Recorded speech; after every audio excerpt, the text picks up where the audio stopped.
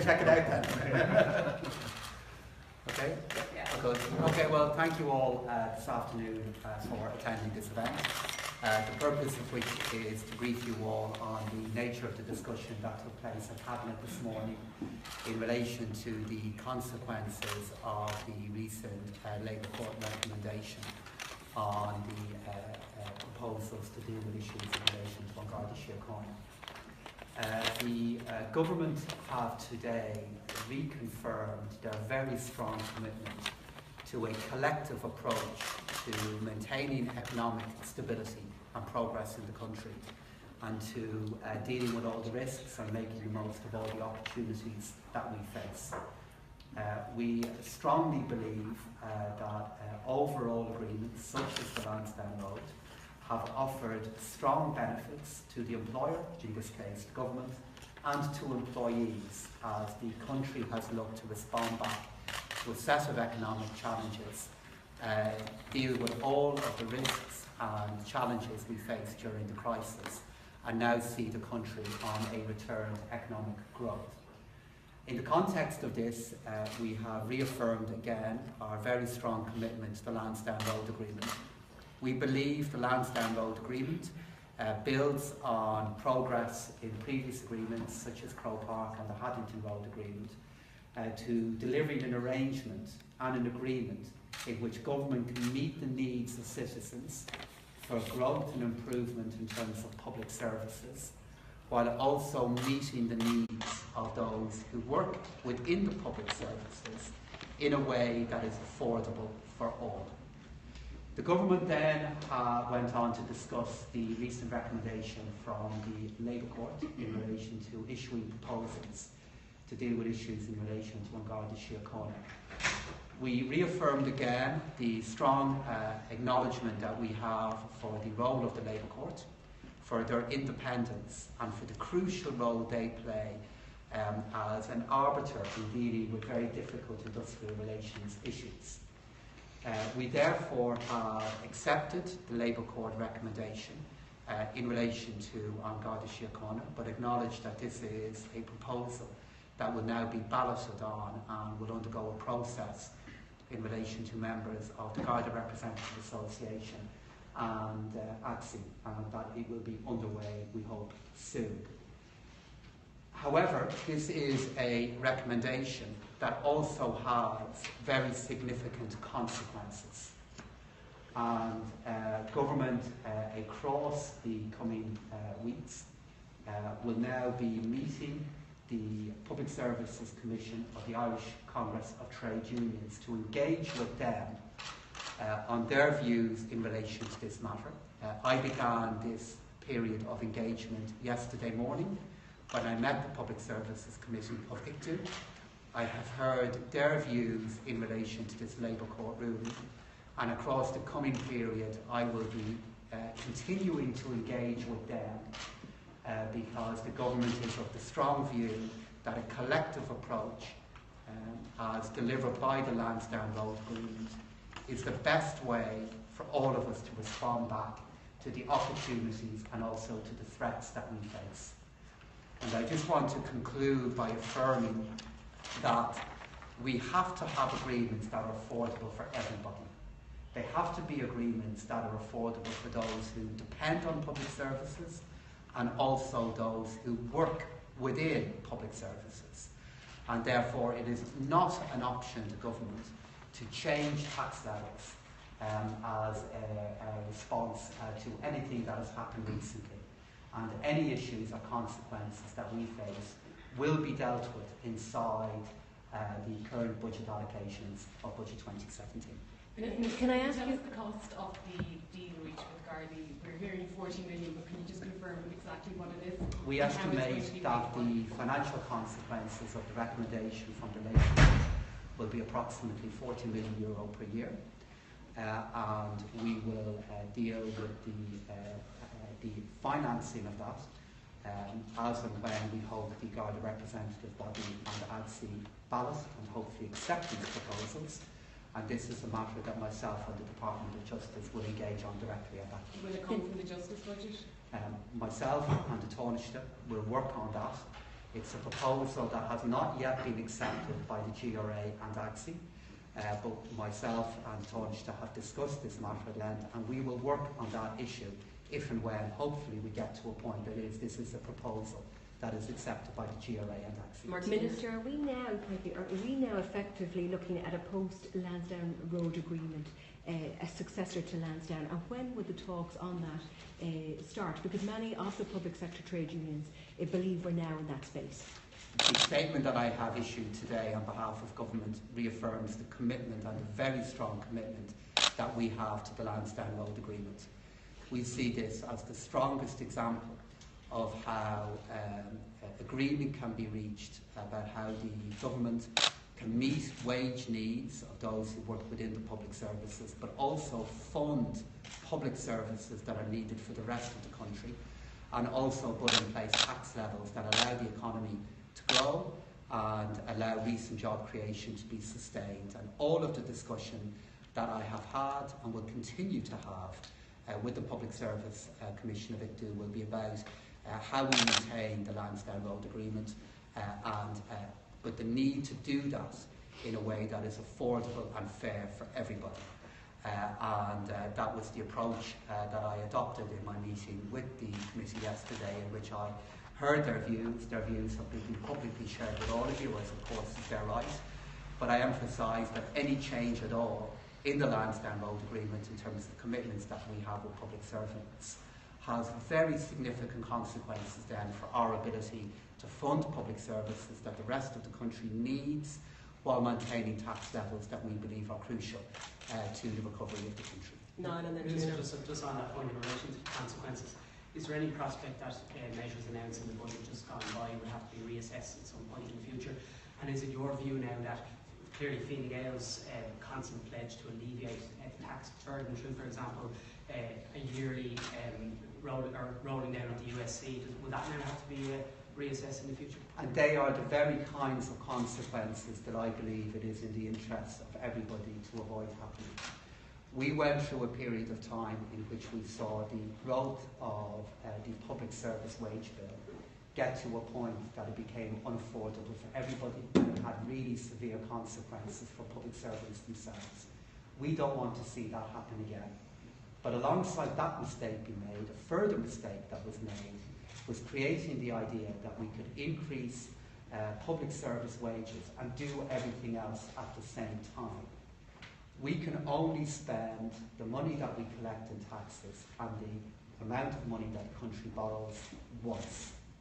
And it is because of this that I have been clear, since the recommendation was issued on Thursday night, that it has significant consequences for the delivery of public services. And in addition to that, because of the commitment that I have, particularly with the challenges that we can see outside of our country at the moment, to maintaining a collective approach, that is why I promptly yesterday met all the representatives of key unions in the Public Services Committee. Juno, then Gavin. So just before I do that, can I just put that back up there? We were told yesterday's meeting was quite frank and difficult between yourself and unions. Is there an agenda or scheduled further meetings set out, given that both sides agree that a collective agreement should be the way forward? And secondly, what about the Public Sector Pay Commission? I mean, there's been a lot of suggestions on the union side that needs to be fast-tracked or work forward quicker, and at least in January some sort of sit-down is necessary. What can you tell us about those two issues? Well, we had a private meeting yesterday with the representatives of the public service unions. They exchanged their views with me regarding issues they face. I communicated back to them the commitment that I have and the government has to how we deal with these matters in an orderly way. But I was also very clear with them regarding the constraints that I face as Minister for Public Expenditure and Reform, and constraints that the government faces. In terms of what is now going to happen, we are going to have further contact at official and ministerial level in relation to the consequences of the Labour Court ruling, in relation to the role of the Public Services Pay Commission. That commission met today. It will have, I believe, a very valuable role in providing input into government and the broader country regarding the needs and the challenges that we have in the future regarding how we pay for public services. And I continue to believe it will be able to play a crucial role in future discussions. And the timeline? Can it come forward to January? Tom Garrity said it should come forward to January. Well, I've already, a number of weeks ago, I communicated to all of you what the timings were in relation to that. We had to go through a period of consultation in order to form the committee. I then appointed the committee. They have begun their work today, and I believe a realistic time frame for them producing a report is across Q2 of next year. I will be engaging in all of that now with the representatives. Gavin and then Cormac. You've touched on it a bit already, and I know you've already met with the two unions, but it is fairly clear the movement in which the two unions are heading. And indeed, this afternoon, I think the INMO is due to hold a press conference this afternoon, again, with some of its concerns and some of the extra concessions that it will now be looking for. It seems as if there is a critical mass of unions moving towards looking to negotiate a brand new overall deal, an early successor to Lansdowne Road. How are you going to stop those unions from being so militant to try and mitigate that position to get them to stay within the current deal? Well, I want to work with representatives of the different bodies that work for government to deal with the challenges that we face. And I'm making clear now that we need to do it in a way that is collective. We have seen only recently as last week the challenges that are created when a perception develops regarding agreement or benefits that one group can get, and that has further heightened the view of government that overall agreements are the best way in which to manage the opportunities and challenges that we face. In terms of how I'm going to work with the unions that you have referred to in the face of all this, first, this has to be fair to everybody. It has to be fair to people who are not inside our public services, who depend on our public services, who work in the private sector, who work in all kinds of different organisations across our country. I have to be fair to everybody. And one of the great benefits of overall agreements, such as Lansdowne, that the government is fully committed to, is it offers the best framework for delivering that fairness. What I will be working on with the committee that will be representing LICTU is making clear that these agreements, however, deliver benefits that go both ways. They deliver benefits to government in terms of our ability to plan for the future and to deliver budgets.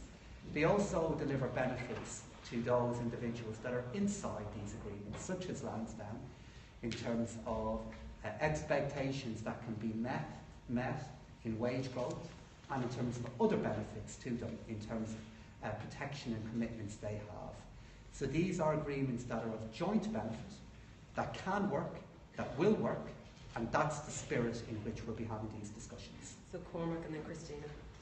Mr. €40 million is a sizable chunk of the 68 million in additional funding for justice that you announced in the budget. That included funding for Operation Power and the Gangland operations and the recruitment of the Grand Can you give a commitment that funding for these measures won't be raided to pay for the recommendations of the Labour Party?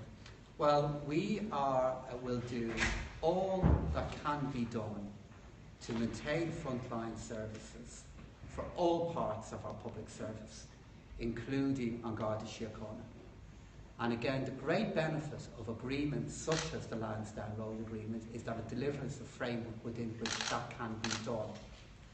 And I am committed to doing all that can be done with the Taoiseach and then with the rest of government to make sure that frontline commitments and services like that are going to be maintained. But you can't rule it out. But that really goes back to a broader point that we have to make, which is that the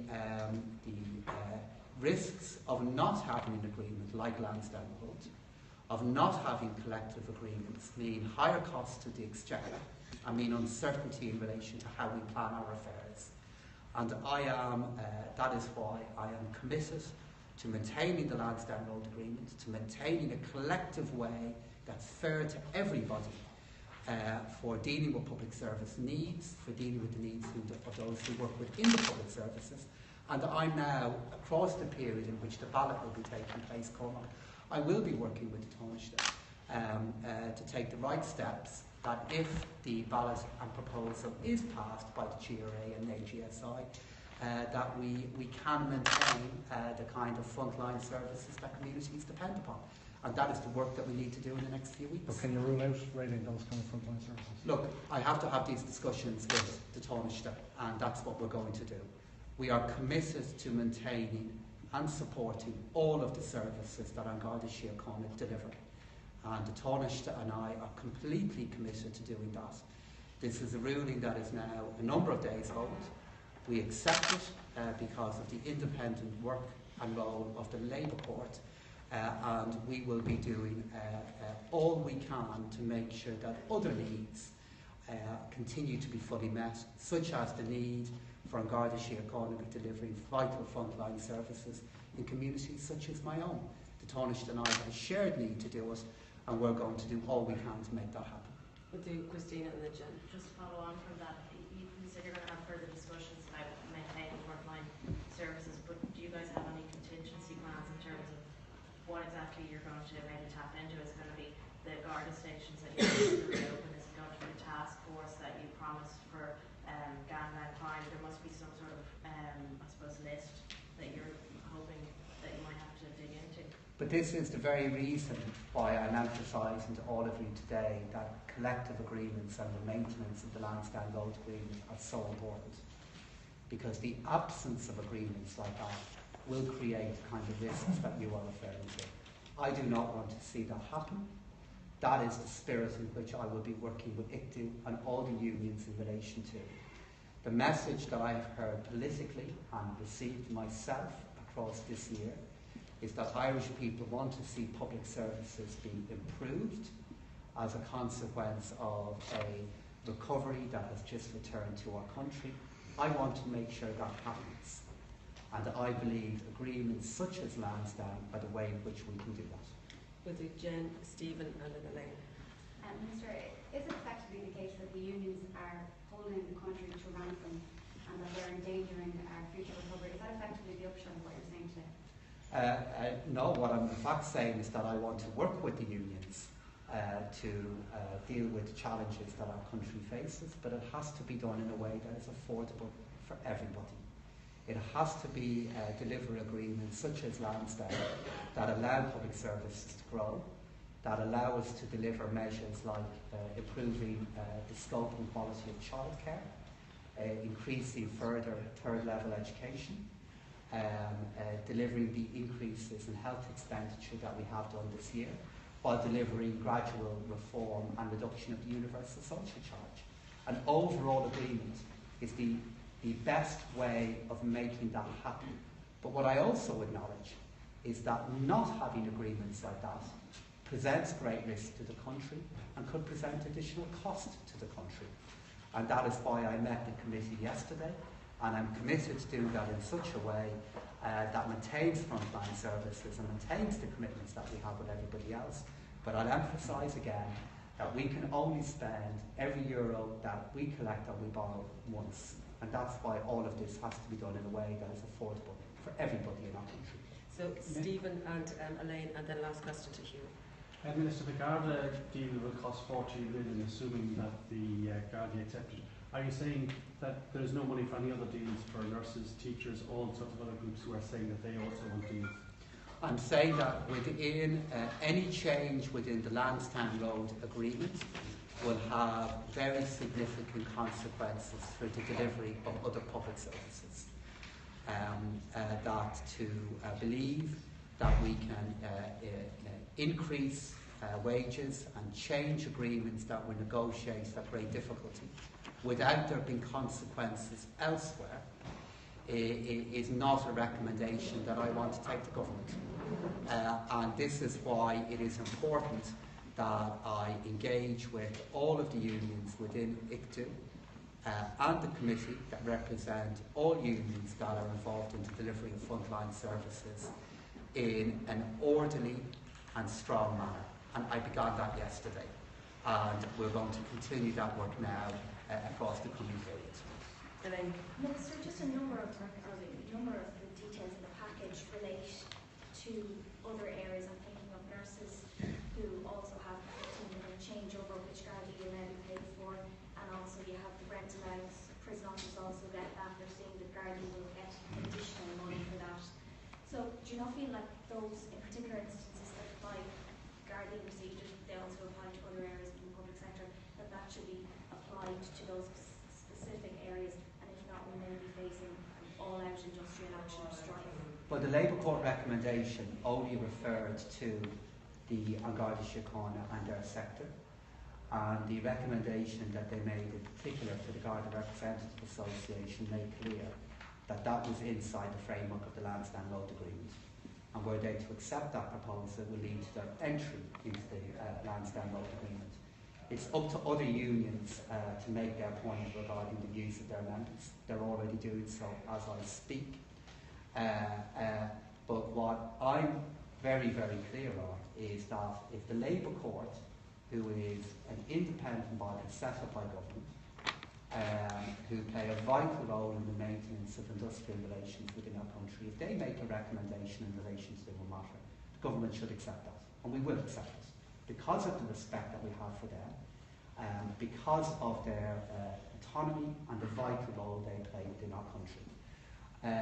All of the other unions are now raising their views in relation to their members, and the only way in which we will be able to deal with that is in a collective approach through the maintenance of the Lansdowne Road Agreement, and that's the message and the discussion that I had with the committee yesterday morning.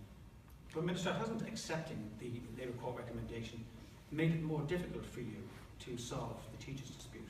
Very briefly, yes or no? Well, the Labour consequences, and I've acknowledged that in my statement here today, it does have consequences for An Garda Síochána, and it does have consequences that are now being raised by other unions. Has it made it more difficult for you to settle the teachers' dispute? Look, we will continue, and I'm now working and have been working with Minister Bruton over the last number of weeks in relation to the dispute that we face with ASTI. Is that the Workplace and Relations Commission may well be considering an intervention in that space at the moment, and we will participate in that.